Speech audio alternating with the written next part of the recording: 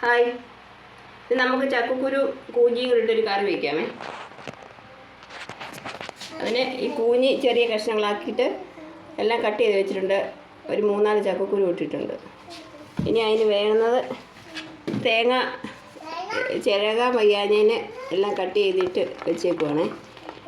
ഇത് വറക്കാനാണ്. ഇതും മുളക് പൊടിയും മല്ലിപ്പൊടിയും മഞ്ഞൾപ്പൊടിയും പട്ട ഗ്രാമ്പ് ഏലക്ക പെരുംജീരകം ഇതെല്ലാം കൂടെ വറുത്തരയ്ക്കാൻ. പിന്നെ സവാള, പച്ചമുളക്, വെളുത്തുള്ളി, ഒരു കഷ്ണം ഇഞ്ചിയും വെച്ചിട്ടുണ്ട്.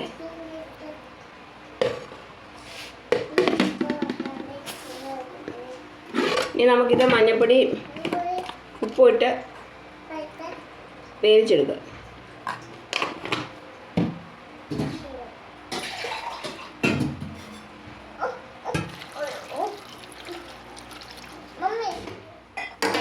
ഉപ്പിടുവാണ്.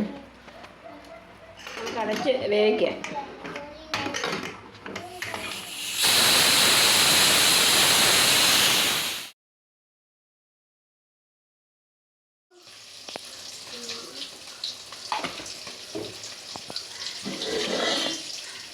നമുക്ക് തേങ്ങ വറുത്തെടുക്കാം.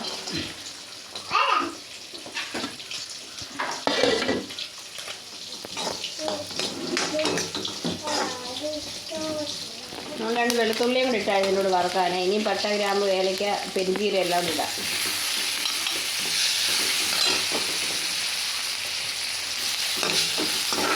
ഓഫ് ചെയ്യാവേ.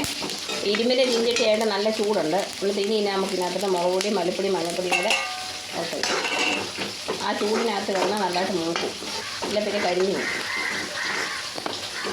തേങ്ങ തിരുമ്മിയെടുക്കാനുള്ള പാടുകൊണ്ടാണ് ഇങ്ങനെ ചെറിയ കഷ്ണങ്ങളാക്കി അരിഞ്ഞെടുത്തത്. ഇനി നമുക്കിത് തണുത്തിട്ട് അരച്ചെടുക്കാം.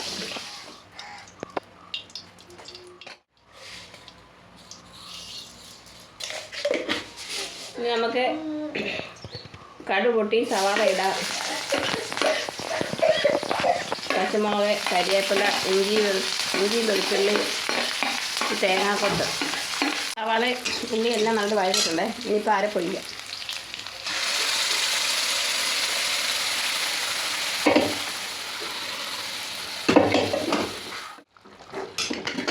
ഇനി നമുക്ക് വേവിച്ച് വെച്ച കൂഞ്ഞിയും ചക്കക്കുരും കൂടി ഇടാം.